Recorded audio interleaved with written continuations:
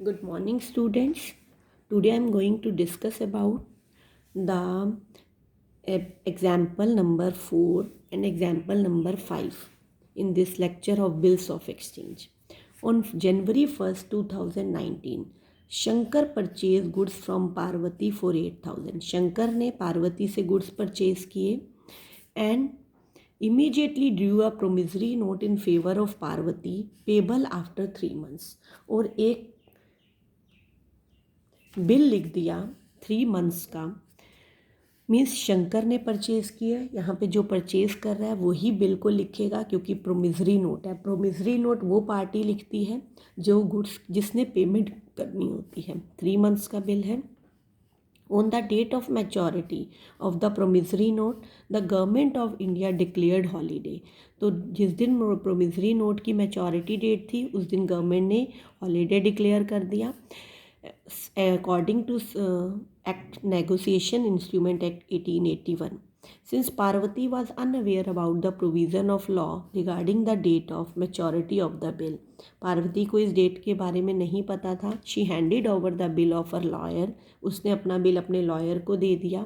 Who duly presented the bill and received the payment. उसने bill present किया और उसकी पेमेंट रिसीव की. Amount of bill was handed over by the lawyer.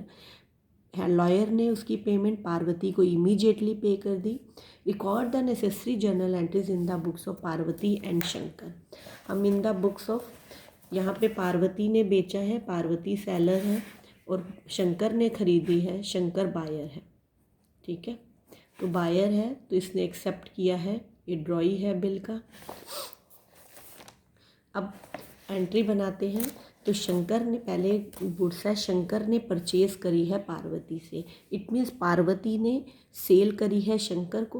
तो entry बनेगी January first को Shankar debit to sale account. Shankar ने शंकर को बेची पार्वती ने, तो Shankar account debit to sale. अब इधर जब यहाँ पे शंकर ने खरीदी पार्वती से तो एंट्री बनेगी purchases account debit to Parvati. तो 8,000. अब बिल को एक्सेप्ट कौन करेगा? शंकर एक्सेप्ट करेगा क्योंकि शंकर ने ही पेमेंट करनी है. तो यहाँ पे बिल किसके पास आया? पार्वती. शंकर एक्सेप्ट करके बिल पार्वती को देता है. पार्वती के पास बिल आ जाएगा. Bills receivable account debit to किससे आ रहा है? शंकर से. 8,000 या शंकर बिल को वो दे रहा है पार्वती को. तो Parvati account debit to BR. Okay.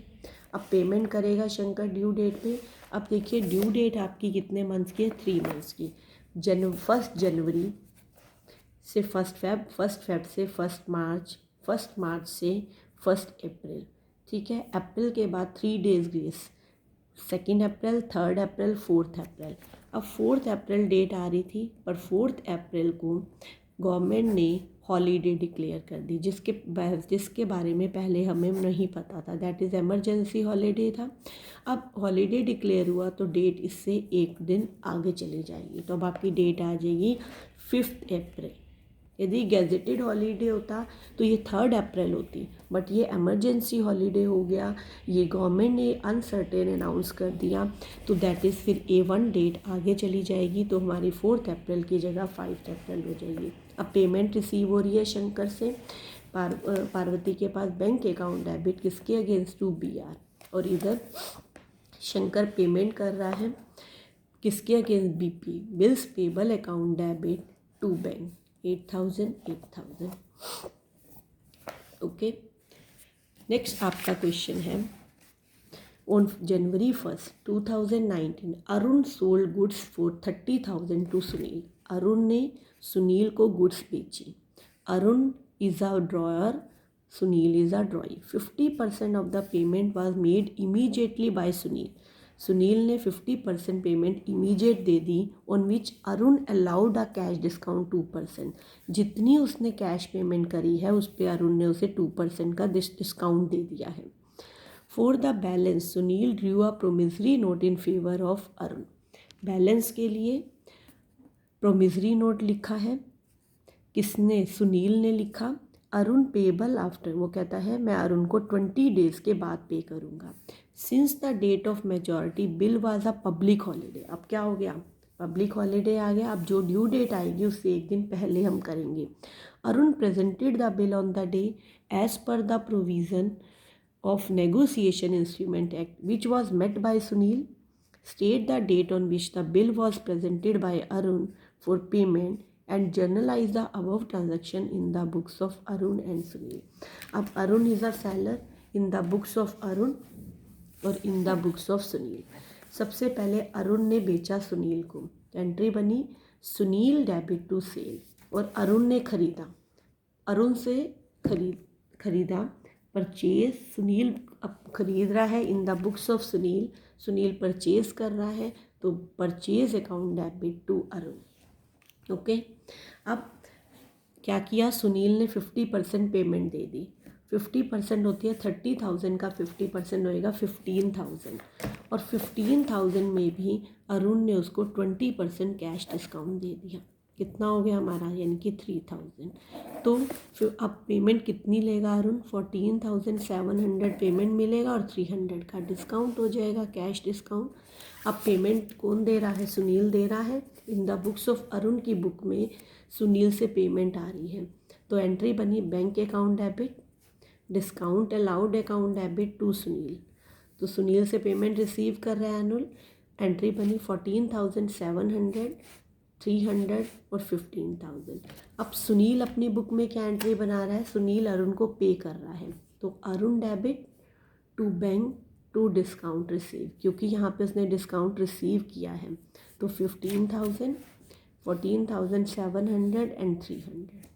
अब बिल लिखा, सुनील बिल लिखता है, सुनील ने प्रोमिसरी नोट लिखा, एक्सेप्ट करके अरुण को दे दिया, अरुण बिल्स को रिसीव कर रहा है, किससे, सुनील से, अरुण के पास बिल आ रहा है, बिल्स रिसीवेबल अकाउंट डेबिट किससे आ रहा है, टू सुनील। ओके, और यहाँ पे सुनील बिल्स को दे रहा है, किसको, अरुण को, Arun account debit, but Sunil के लिए क्या होगा, बिल्स पेबल, जिसने पेमेंट करनी होती है उसके लिए बिल्स पेबल है। अब ड्यू डेट आई, कितने मंथ का बिल था 20 डेज़ का, 1 जनवरी को बिल लिखा, 20 डेज़ इससे हो गए 20 जनवरी। अब 20 जनवरी से 3 दिन पहले 21